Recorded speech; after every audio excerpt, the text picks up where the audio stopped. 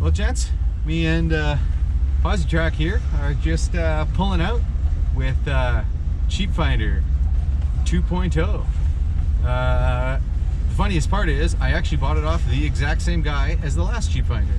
So Beauty Ryan had another mint pathy for 800 bucks up this morning, and since I wake up early as fuck, I sent him a message early this morning, got myself first in line. I also told him that he should put me on dibs for any future Pathfinders that he's slanging off, because I always love myself a Cheapfinder. But most importantly, it's insurable, so I can do some mild overlandy sort of wheeling. We're gonna try. We all know I have a real problem with taking it easy, so not sure how well that's gonna go, but that's the theory. So yeah, stoked on Cheapfinder 2.0. Well, back at the old house with the new Cheapfinder project. She's a beaut. It's a 94, apparently. 1994 Nissan Pathfinder XC V6, 5-speed, 4x4. It's got no back seat in it, which is kind of perfect if I want to make it the Overlander rig. It's got a little bit of rust going on in the rear frame, but not too bad. I think the slave cylinder is buggered. The clutch sticks to the floor, and there's a brutal exhaust leak, manifold or whatever, but none of those are insurmountable problems. We're gonna fix those things, probably throw some Ford F-150 coils in the back, give a little crank to the front torsion bars, throw a brace on the idler arm, weld the rear end, and then we'll just wheel the shit out of it. So let's take a little bit of a look here. We'll fire it up, pull it off the trailer. And as much as we would all like to see me just drive it off the trailer right now, this is an insurable rig. I don't want to rip the suspension out of it right there before I even get it off the trailer. So I'm going to put the ramps down like a loser and go park it over by the pathmaker. Bing bong. Oh, it's some stinky air pressure in here, Ryan. Why did you do this?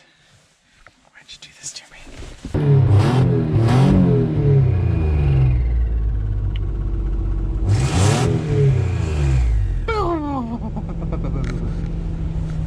362,000 kilometers. And no gauges, which is fine. I don't really want to see the gauges. Got no sunroof, but it's a 5-speed. Probably got another one of these somewhere. Oh, it even comes with a deck. It's actually a pretty clean interior. Oh, maybe she doesn't idle too good.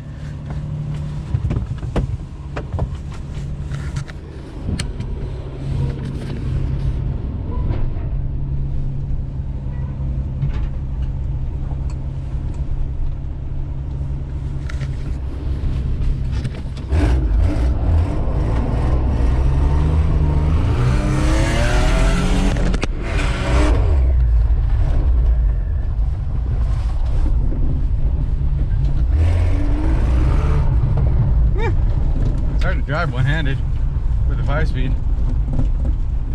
Doesn't want to dick up my driveway too much here. This old girl's a little floaty.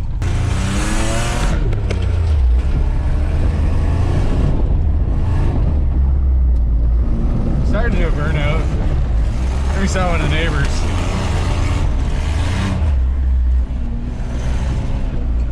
These things are zesty with little tires on them. Oh, that'll do. Right though. That's a score. 800 bucks. This is a little more spendy than the last Cheapfinder, but it's insurable. I registered it so I can get some plates on it, and it's gonna be super overlandy. Ozzy's really excited about it. Puss, how excited are you about the new rig? Pretty excited. Made a bit of a mess in my driveway, but clearly it started one-legger and then the limited slip kicked in. So apparently, well, it kind of went to that side a little bit, but up there we're definitely posy. So it's got a limited slip, which actually makes it harder to weld, but you know that's going to be the very first thing I do, because that's the only way to make it feel good. Weld the rear. So I've got the Cheapfinder 2.0 project in the shop for the first time today, and taking a look over. Do a couple basic maintenance things. I got to do the master cylinder for the clutch and the slave cylinder for the clutch, because the clutch is not coming up every time. So that should fix that problem. We got a brutal exhaust leak. We're gonna fix that. And then we're gonna get into a bunch of real budget, basic upgrades for these things. Because I know there's a whole bunch of you guys out there like me who are a bunch of cheap cunts and don't wanna spend a bunch of cash on getting out in the woods.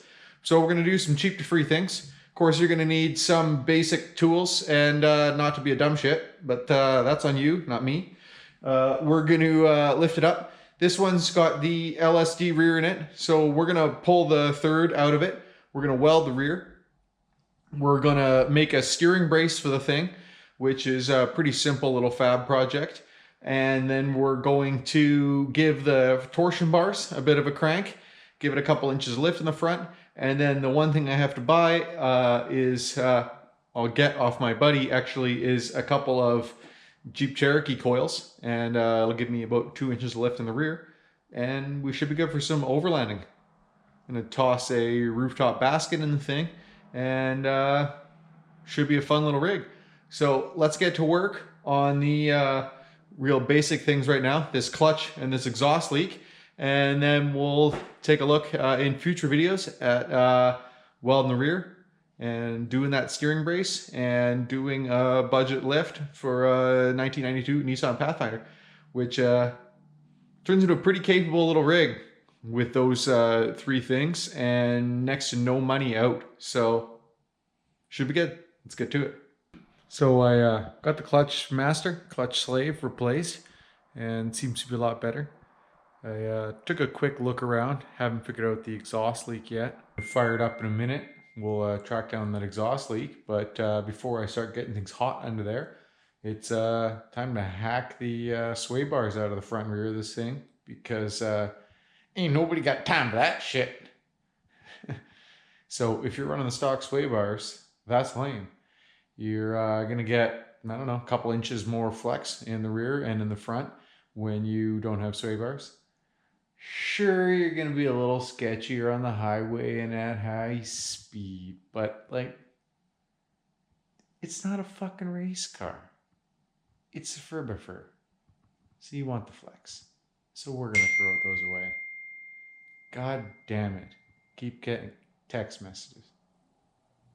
Well, sway bar, time to go.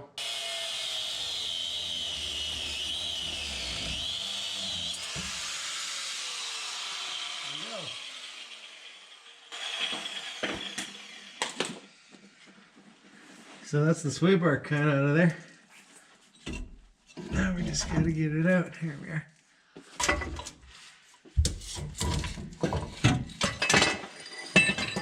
There you go. It's like an idiot brain teaser. Mint. So that's the rear sway bar. Now let's go take a look at the front sway bar. First step, don't cut any steering. That's bad, because then you're not going to be able to go anywhere. But this is the sway bar. This is also bad. So let's cut 2 bolts here, 2 bolts there, and then the same little eye, which I'll probably just cut right here. Maybe I'll see if I can spin it off, but the backside didn't want to come off. So we'll get that out of here. And that is like the single biggest thing you can do to a stock Pathfinder to get a bunch of lift, is get that sway bar out there, and you'll get about 3-4 inches of flex. Sorry, the single biggest thing that you can do for a Nissan Pathfinder for more flex in the front, get rid of the sway bar. give you a little bit more travel. 2-3 inches in the front, which when you only have 6 inches of total travel in the front, that's a big amount extra. So yeah, time to get that out of here.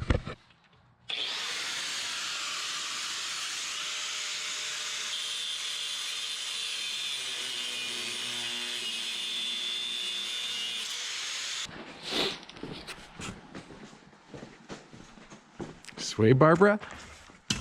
Gundy. Sway bar 2. Howdy. Fuck you. Bought some tires. What are they?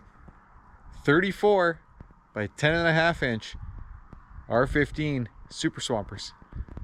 And the secret to a WD-21 Nissan Pathfinder big tires, everybody always wants 33s, they want 35s. They end up getting them the 12.5 inch wide size. They rub really bad when they're the wider size. But when they're skinny, they fit really nice.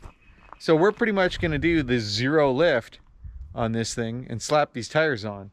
I'm gonna have to take these fender flares off. I see people all the time looking for buying them online.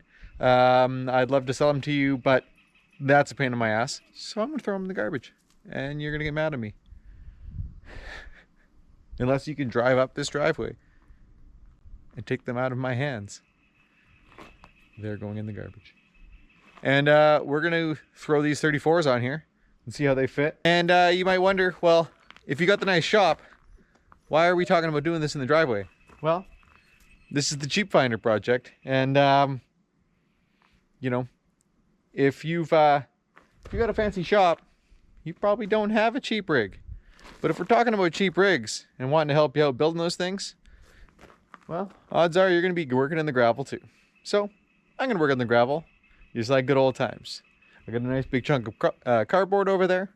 And part of the other reason is I'm planning on probably spilling a whole bunch of gear oil when I pull this rear end apart. And I don't really want to do that inside the shop. May as well do it in the gravel. That's what happens when you're a terrible mechanic. Anyways, let's get to work on this thing. Cheers. Got these bad boys mounted up. Let's listen, shall we? She's a wee bit tight there.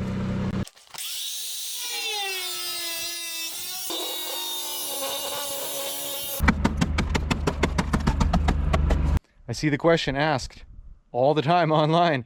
What's the biggest tire size you can fit on a stock Nissan Pathfinder? 34 by 10.5. As long as you don't care about cutting this much steel